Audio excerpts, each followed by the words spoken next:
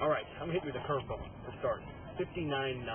How did that sit for you? It's just always in the back of our mind, and, it's something we don't like thinking about, we never really talk about it that much, but, as last year was last year, and we don't want to think about that, we just want to think about now, and, it's always going to be in the back of our minds, though, and we just got to focus on this year, though.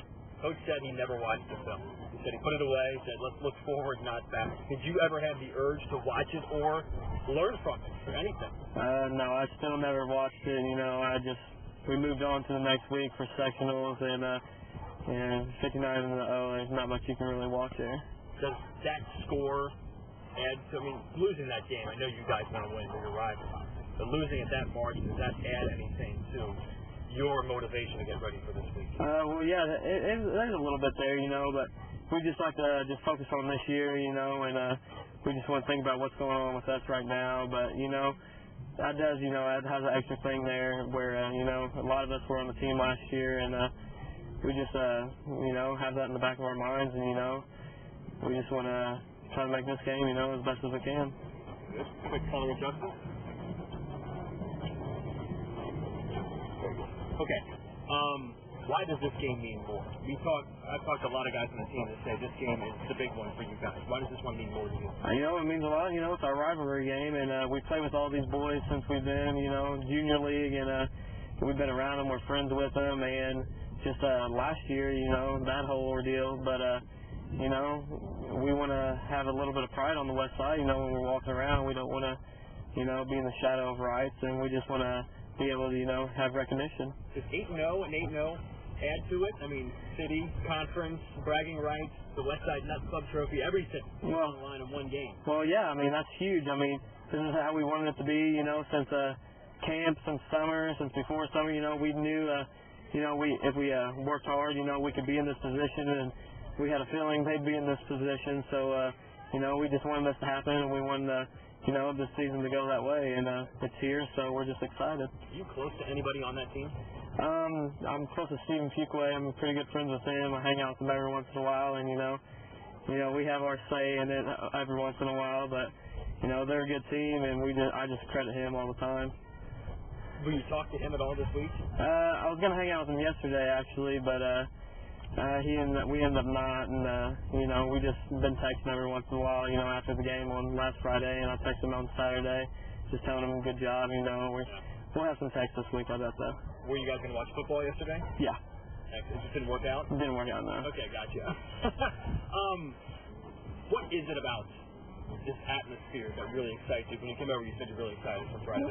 What do you think the atmosphere will be like? Why do you think it'll excite you? It's going to be just the whole west side out there and probably some more people and just, the packed bowl, it's just a great feeling when you see a packed bowl and, just the red and gold and blue and silver, it's what you live for. It's what I kind of grew up on, and it's just really exciting. Do kids grow up thinking about this game?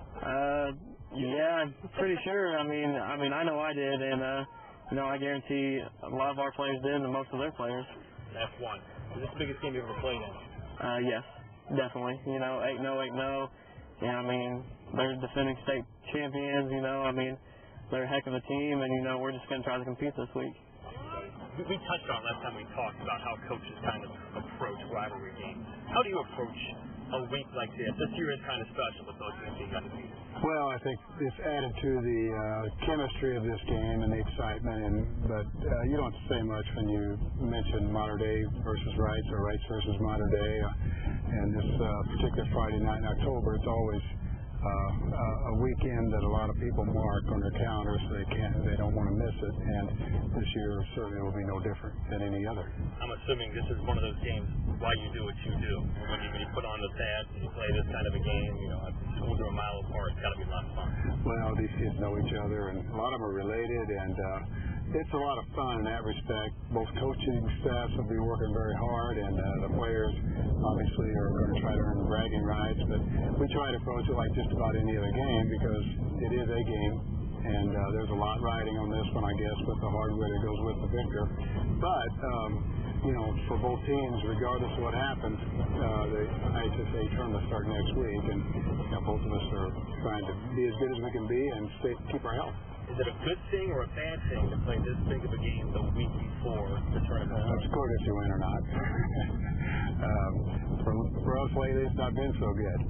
But, we were able to rebound last year after a pretty embarrassing night. And Reitz, of course, began their steamroll effect, and we were the first one that got in their way as far as their march to the championship. So I think Reitz is hitting on all cylinders right now. They're healthy, got all their people back, and I think people are expecting big things, and they're going to see big things from the Panthers. You've seen them on film now. What jumps off the screen to you about this football team? Oh, they just are very well coached, and also they have great athletes. Sometimes it's not the X's and O's, but the Jimmies and Joes. In this case, it's the Kudas and the Matts and the Hamiltons and people like that. But they've got some great people up front and great linebackers and Kemp and people around them. So they're just well balanced, very athletic, and as they've proven throughout the season, even when they had their injuries, they were able to plug and continue that machine going. So we got to work it out. Very prideful program here at Modern Day. What if 59-0? How did that sit for a year? You had to bring that up.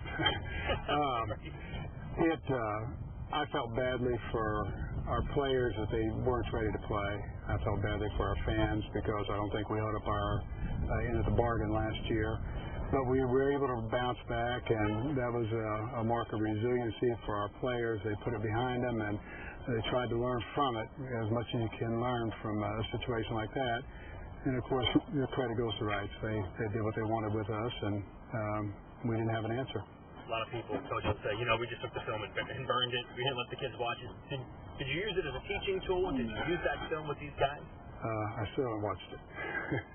We put it behind us. I mean, I can learn, but we knew what Reitz was going to do before we played them, and nothing much has changed there. I know we didn't show up that night for whatever reason. There were many, but we decided to look ahead instead of look behind that particular week. Normally, you try to learn from your losses. You normally remember those as much, sometimes even more than victories. The atmosphere of this game, anticipated? It's going to be a great atmosphere. I think the bowl's going to be full, and, that's something that's pretty outstanding when you look at this area. These young men from both schools get the opportunity and privilege to play in front of such a huge crowd. The atmosphere, I'm sure, will be electric, and, not many high school athletes get to say they stepped into the Reitz Modern Day game with the stakes as high as they are, and the number of people that are going to be there to watch. Hopefully, we give them a good game.